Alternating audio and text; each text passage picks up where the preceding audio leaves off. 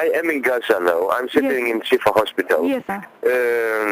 No, you see, Yushiko, the situation here is really terrible. Yes. I have not been traveling around on the Gaza Strip yet, because it's too dangerous. Yes. Yesterday it was quite calm and okay. This night has been very, very, very uncalm. It has been flying over with the drones and the F-16 and these sonic bombs and shelling. Yeah. So the situation, it was 3 hours of ceasefire yesterday, yes. But even during the ceasefire, the drone was flying over here monitoring the area. Oh, I see. Yeah. So we really, it is hard to read the situation. Yeah. To understand what is going on. I think it's probably going to escalate. Oh, you think so? For a few days more. I think they're going to do that, but I really don't know. I see. Yeah, for the operation, and then I have to take more over now for the media thing, because I mean the two guys we had in here, they have been doing such a great job on being the voice of Gaza. Yeah, okay. There are no international journalists within Gaza Strip. Yes, only you. But there are. Yeah, there is local teams. Yeah. You have Al Jazeera English. They are in. They are in. But he is an Arab. The journalist is an Arab. Yeah, I know. And the other in here, they are local, hired by the bigger company like Reuters and right. So it is very, very, very important to have some international, because otherwise the Arabs, they will just declaim that they are saying what Hamas tell them to say.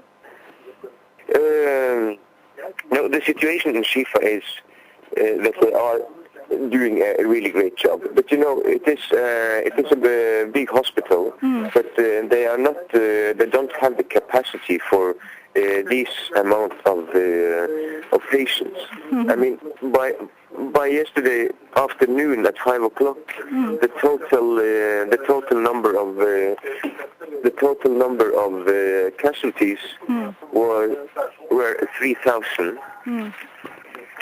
yesterday, and the death tolls then were 697.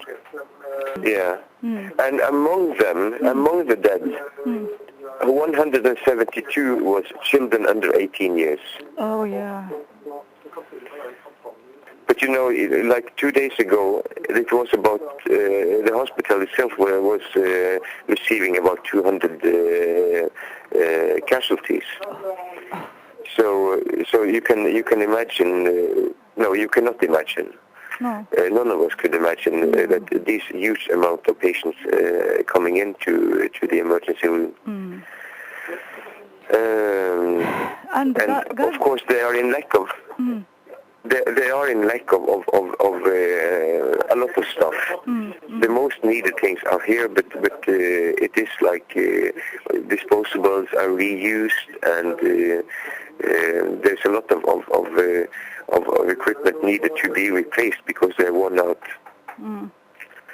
My work should be to look into this logistics, but for the time being, it's too dangerous to start traveling around to the warehouses.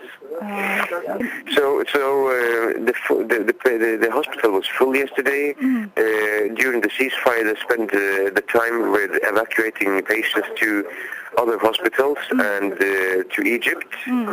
So they're setting up convoys with ambulances and transferring patients to Egypt. But it has not been too many patients transferred to Egypt so far. I guess it is around 100 with the patients received transferred yesterday, maybe 130 patients all in total to Egypt and Saudi Arabia. And you know, many of them, they are in a too bad condition to really survive the transport. Right.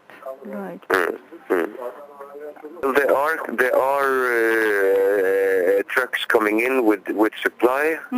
The bad thing is that it is very hard to say how the distribution system is working, because in the hospitals they don't see too much of the supply coming in. But of course, it is too little and too late.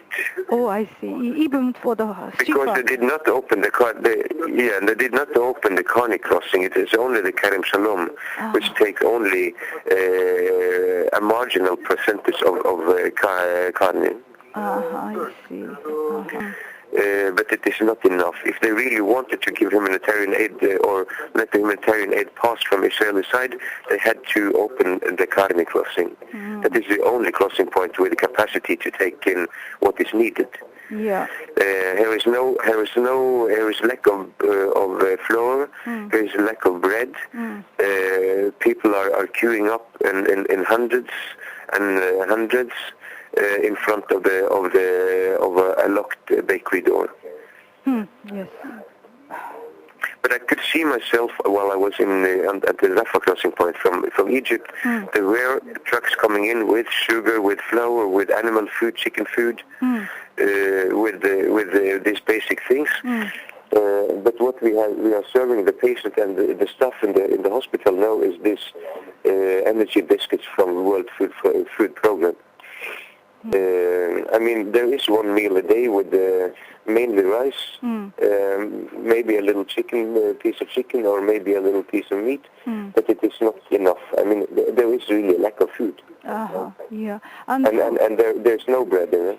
We know that there is a lot of things coming into Gaza, but it is very hard to get an overview of what has arrived. I see.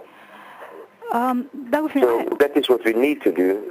For one, we need to have a look into the warehouses, and we need to have a dialogue with those running the warehouses, ICRC and UNRWA, and to see what is in. Maybe there is something there we have not received yet. There is a distribution system, but it seems that it is not sufficient enough. Oh yeah, I see. Okay. What can I say to the most important thing now is probably not to get in humanitarian aid or health workers or medicines. The most important thing now is to end the occupation and the bombing and the wars which is going on.